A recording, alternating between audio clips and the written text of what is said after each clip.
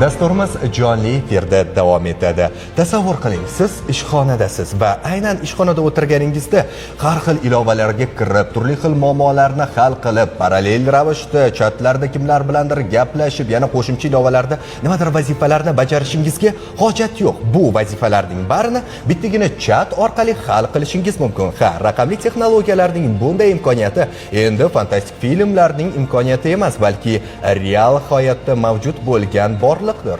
Ko'rsatuvimizda esa navbat mehmonimiz bilan suhbatga. Bugungi mehmonimiz intellektual mehnat sohasida inqilob qilishni maqsad qilgan Orif AI startapi asoschisi.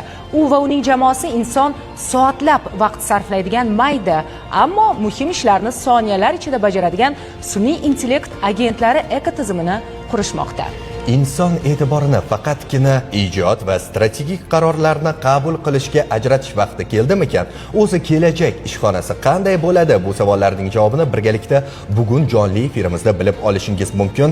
Marhamat, tanishing, Amirbek Ne'matulloyev va aynan ular bugun savollarimizning javoblarini taqdim etadilar. Assalomu alaykum Amirbek, xush kelibsiz. Sizlarni xush ko'rdik. Amirbek, o'zi Orif AI qanday muammolarni hal qiladi? Birinchi savolimiz shundan iborat. Avvalambor assalomu alaykum. Rahmat kattakon taklif qilganlaringiz uchun. Orif AI biz boshda boshlagan paytimizda asosiy muammo bizda ingliz tilida accountability deyiladi. Accountability bu ya'ni hisobdorlik, inson o'ziga bergan va'dasini bajarmasligida.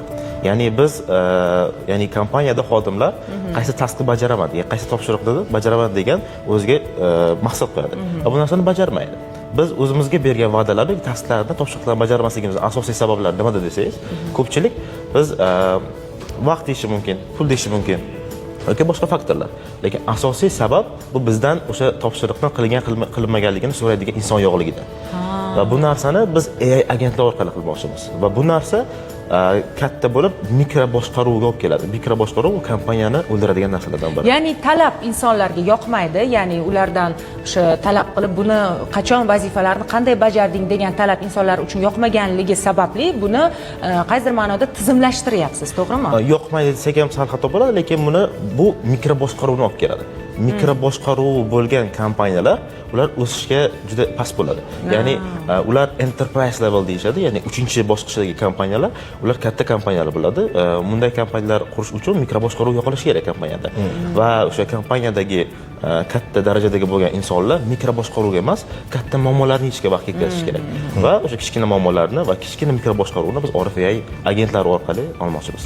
Keling, mana shu o'rinda bir to'liqroq ma'lumotni ham berib o'tsak, Orif AI ning umumiy vazifalariga nimalar kirmoqda o'zi? Aynan kimlar uchun mo'ljallangan? Qaysi kasb egalari uchun? Orif AI hozirda B2B, ya'ni biznesda egalari uchun, ya'ni katta leveldagi, ya'ni katta darajadagi bo'lgan biznes egalari va kompaniyasini ya'ni keyingi bosqichga transformatsiya qilmoqchi bo'lgan, ya'ni kattaroq bosqichga kompaniya transformatsiya qilmoqchi bo'lgan insonlarni, kompaniyalar uchun AI agentlar ekotizimi desak bo'ladi. Ular asosiy vazifalaridan biri bu ikkita bo'limdan iborat bo'ladi. Ya'ni sotuvdagi agentlar hamda operatsion agentlar, ya'ni boshqaruv agentlari. Sotuvdagi agentlar biz eng katta marketplace'lar bo'lgan Uzum, Yandex, Wildberries, Ozon kabi marketplace'lar uchun sellerlarga, ya'ni sotuvchilarga juda katta qulaylik yetkazib beradigan agentlarni ishlab chiqarmoqchimiz. Birinchi bosqichimiz. Ikkinchi bosqich esa kompaniyadagi operatsion, ya'ni ko'p vaqt talab etadigan, bitta narsani qayta qiladigan proseslarni agentlarga topshirib olib bormoqchimiz. Demak, ular robotga o'xshab ishlashni boshlashadi. Hozirda insonga o'xshab ishlashyapti. Hozirda xuddi shunday, robotligini sezmaysiz ham. Ha, buni haqiqatan ham ko'pchilik tomoshabinlarimiz ham tasdiqlashlari mumkin. Shu o'rinda mana o'zingiz aytib o'tdingiz, agentlar tizimi deb. AI agentlari ekotizimi o'zi qanday shakllanadi? Shu o'rinda ham bir ma'lumot berib o'tsak. O'zi ko'pchilik AI agent deganda ba'zida chatbotlarni ham tushunadi. Ya'ni chatbotlar bular o'sha umumiy savollarga javob beradigan o'zi AI'lar hisoblanadi. Ya'ni AI agentlar esa aniq bir muhim bo'lgan mavzuda juda chuqur bilimi bo'lgan, ya'ni o'sha chatbotlarda datalar berish orqali bitta sohada chuqur bilimlar o'rgangan sun'iy ong orqali ishlaydigan ishchilar desak ham bo'ladi. Ya'ni bular charchamaydi, bularga ko'p pul kerak bo'lmaydi va bular juda ham tez ishlaydi. Endi bu yerda bir qaltisroq savol desam ham menimcha xato bo'lmaydi. Bilamizki, shu sun'iy intellekt rivojlangani sari ish joylari ham qisqaryapti, ya'ni ishchi o'rinlari qisqaryapti, to'g'rimi? Xohlaymizmi buni, yo'qmi? Aynan sizni bu Orif AI da ishchi o'rinlari ko'payadimi yoki sizda ham aynan shu kuzatiladimi, ya'ni Kamayish bo'ladi bu. Juda qiziq savol. Bu narsa uchun men ko'pchilikka aytaman, biz Orif AIda 2 kishi biza. Ya'ni biz 2 kishi bilan kamida $100 million kompaniya qurishgacha olib bormoqchimiz. Yani maksimum 20 kishigacha hisoblaganmiz. Ya'ni 20 kishi bilan $100 million kompaniya qurmoqchimiz. 2 kishi bilan $10 million gacha qiymatga bormoqchimiz. Ya'ni AI agentlar shunaqa kuchga egaki, ular sizni millioner qilib beradi. Ular sizga juda ham ko'p pul olib beradi. Agar ishingizni yo'qotadigan degan hissiyot bo'lsa o'zingizda, bu o'rinli qaysidir ma'noda, lekin o'sha ya'ni ChatGPT chiqqan paytida ham ko'p koderlarda zo'r gap bor edi, ya'ni ular ishimni olib qo'yadi degan narsa bor edi, lekin ChatGPTga ham 100% ishonib bo'lmaydi. Ishonishdan ham qo'shimchasiga siz AI ni ishlatib bilmaydigan develop, ya'ni dasturchi bo'lgandan ko'ra AI ni ishlatib biladigan dasturchi bo'lsangiz ko'proq pul topasiz. Bu joylarda bor. Ya'ni ishchilarda shunaqa bo'ladi. Keling, shu o'rinda yana bir savol paydo bo'ladi. Mana siz Orif AI kompaniyasi asoschisiz va AI imkoniyatlaridan kengroq ma'lumotlarga egasiz. Ular haqida shu o'rinda ko'pchilik foydalanmayotgan, lekin aktual, hozir bor bo'lgan AI ning qanday imkoniyatini bizga aytib bera olasiz? Mana bor-ku, nimaga hamma ishlatmayapti deb qaysini ayta olasiz? Shunday. Bunday agentlar juda ko'p, bunday kompaniyalar juda ko'p. Ayniqsa bizning bozorda bunaqa kompaniyalar juda ko'p. Bu vaqt talab etadi ishlatishda, chunki inson o'zi insonga kamdan kam ishona oladi. Endi agentga, robotga ishonish undan ham qiyinroq bo'lishi mumkin bo'ladi, transformatsiya qilish bu narsaga. Ishlatilmaydigan AI agentlar desam, ya'ni bizda juda ham ko'p topshiriqlar bor. Kompaniyalar qarasa bir bo'ladi. Ya'ni u topshiriqlar juda ham ko'p vaqt talab etyapti, lekin ular kichkina topshiriqlar. Bu narsalarni yechadigan AI agentlar o'zi juda ko'p. Masalan, Anthropic, Claude Code aytsak, Anthropic kompaniyasi Claude Code, ya'ni Claude Code bu hozirdagi eng zo'r AI agentlardan biri, qaysiki kod yozish uchun. Yoki ChatGPT ning o'zini modellari bor, Codex degan. Yoki o'shalarning ustida qurilgan ofis ishlarini qo'lga oladigan AI agentlar bor. Bu narsalarning barchasini biz yig'ib Orif AI ning ichida ekotizim ko'rinishida bermoqchimiz. U ishlatishga qulay bo'lsin, u arzon bo'lsin va siz kompaniyangizga ko'proq pul olib kelsin. Tushunarli. Qarang, sun'iy intellekt bilan aynan shug'ullanadigan, startaplar bilan shug'ullanadigan mehmonlarimiz ko'rsatuvimizda juda ko'p bo'ladi va ko'p sezamizki, to'g'rimi Nodir? Ingliz tilini deyarli barcha mukammal biladi. Aytingchi, va bu ko'proq yoshlar, bu tashabbuskorlik, bu ko'proq yoshlardan. Lekin 30+ deylik, 30+ yoshdagi insonlardan ham qandaydir yangiliklar kutsak bo'ladimi? Ya'ni sun'iy intellektni qandaydir o'rgansa bo'ladimi yoshi katta insonlar ham, yoki bu faqat yoshlarning maydonimi? Yo'q, albatta, sun'iy intellekt 7 yoshdan 70 yoshgacha bo'lgan insonlar uchun maksimum. Lekin baribir qiyinroq, to'g'rimi? Chunki tilni ham bilish kerak sun'iy intellekt. Hozirda o'zbek tilida ham gaplashyapti sun'iy intellekt. Shu darajagacha kelyapti, yaqinlashyapti. Ya'ni agar o'zbek tilida gapirmoqchi bo'lsa ham, masalan, ChatGPT yoki Claude bular barchasi o'zbek tilida mukammal desak xato bo'ladi, lekin siz tushunadigan ravishda yaxshilanib boryapti. Kundan kunga yaxshilanib boryapti. Buni tushunsak bo'ladi. 30 yoshdan, 40 yoshdan ham katta bo'lgan insonlar, men o'zim e'tibor beraman ko'pincha. Даже telefon oladigan paytda borganimda bir kun Malika bozoriga, u yerda insonlar AI agenti bor telefonlar olishga harakat qilyapti. Ya'ni 30 yoshdan katta bo'lgan insonlar.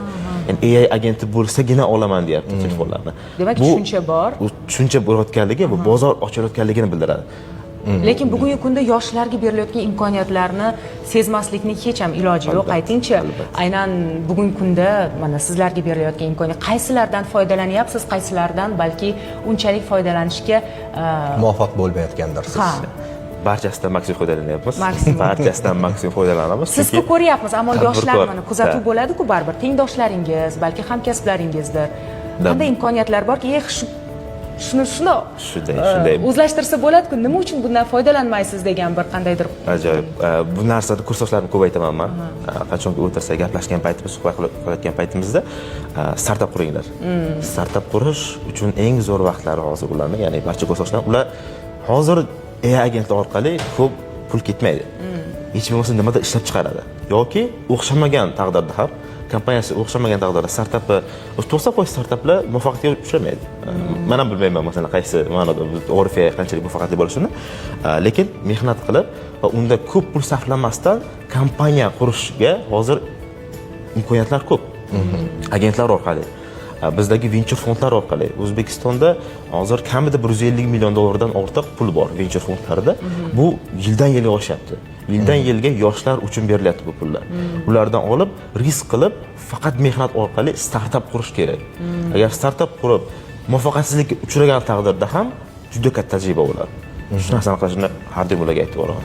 Juda ham yaxshi. Mana siz bozorni o'rgangan, qandaydir bir bozorni holatiga qarab kelajakka rejalarni tuzib ko'rgan inson sifatida bilishingiz mumkinki, bugun ijtimoiy tarmoqlarda AI juda keng ommalashib bormoqda. Hattoki YouTube'da ismi subtitrlarni o'zbek tilida kuchliroq, to'g'riroq, aniqroq, bexato paydo bo'lishlari va hokazo. Bularning hammasi o'zi qayerga qarab ketyapti? Biz nimalarga tayyor turishimiz kerak? Kecha shu haqida gaplashgandim suhbatda. Holati bo'ladimi yoki? Bu qo'rqinchli bir tarafdan juda ingliz tilida exciting deydi, ya'ni odamga zavq beradigan narsa. Biz kompaniyalarni, butun boshli katta korporatsiyalarni AIlar bilan boshqaramiz.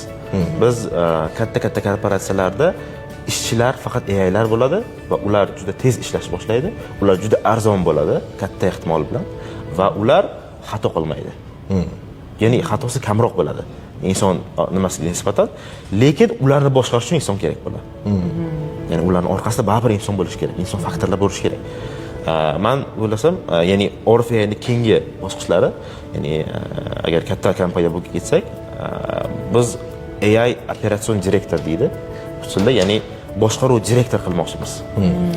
ORFA boshqaruv direktor bo'lsin, bugun pastida AI agentlar bo'lsin, ishchi sifatida. Nima uchun operatsion direktor deyiladi? Chunki operatsion direktorning asosiy maqsadi muammolarni topish, muhim muammolarni topib, ularga yechim berib, o'sha yechimlarni barchaga tarqatish va o'sha yechimlarni boshqarib olish. Agentlarni xuddi shunaqa insonlarga yordam beradigan operatsion direktor, boshqaruv direktor qilmoqchimiz. Endi boshqaruv va ish tizimini 100%lik sun'iy intellektga topshirish qanchalik to'g'ri yoki noto'g'ri? Chunki ma'lumotlar xavfsizligini ham ta'minlash kerak. Ishonsa bo'ladimi sun'iy intellektga? Ma'lumotlar xavfsizligida biz masalan ORFA'dagi barcha datalarni xavfsiz serverlarda saqlaymiz.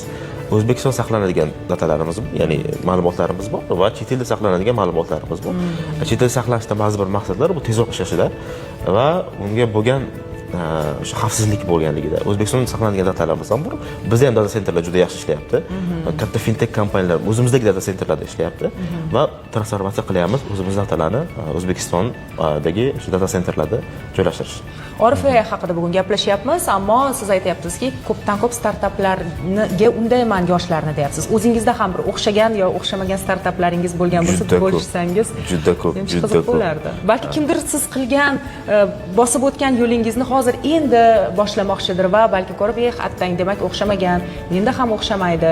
Vaqt ketkazmay qo'ya narsaga. Yo'q, men ta'san aytishim mumkin. Hech qachon bilmaymiz. Sizda o'xshamagan bo'lsa, boshqasida o'xshashi mumkin demoqchisiz. Bilmaymiz biz. Bu juda qiziq narsa-da. Startapda risk shunchalik balandki, lekin uni qilishdagi bo'lgan jarayon juda zavqli. Ya'ni biz bilmaymiz bu startap zo'r bo'lib ketishini, biz bozor o'rganishimiz mumkin, xatolar kamroq qilishimiz mumkin, o'shalar orqali biz muvaffaqiyatli kompaniya qurishimiz mumkin. Traditsion biznesda ham qaysi ma'noda shunaqa. Endi traditsion biznes bilan solishtirishda bitta narsasi bor, traditsion biznesda siz ushlab bilasiz nimadir. Sizda bo'ladi nimadir, masalan, kafe hammasi ma'lum bo'lsa, nimadir ma'lum, kirib binoga tushunsangiz bo'ladi. AI startaplarda yoki kompaniyalar, startap kompaniyalarda siz platformani ko'rasiz. Muhimi jarayon, natija ham qaysidir ma'noda kerak. Ya'ni o'zimda juda ko'p startaplar bo'lgan, o'ndan ortiq startaplar fail bo'lgan, ya'ni muvaffaqiyatsizlikka uchragan. Lekin davom ettirish kerak. Ko'proq bozorni o'rganish kerak, yaxshi o'rganish kerak va muhimi muammoni topish kerak, g'oyani emas. Muammoni topishga maqsad qo'yish kerak. Muammoni topsak, muammoga yechim topamiz. Suhbat uchun katta rahmat deymiz, albatta.